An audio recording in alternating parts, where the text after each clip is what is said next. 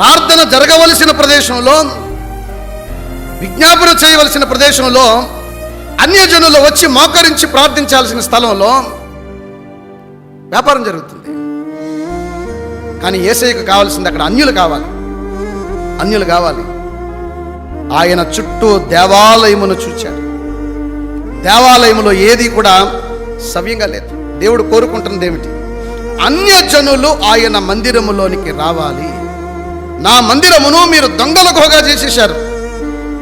సమస్తమైన అన్యజనులకు ప్రార్థనా మందిరంగా ఉండాలి.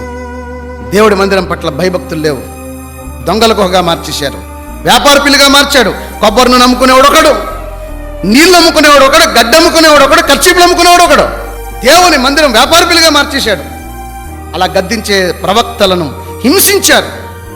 దేవుని ప్రవక్తలను హింసించి వారిని చంపి వారిని ఎగతాళి చేసినటువంటి ప్రజలు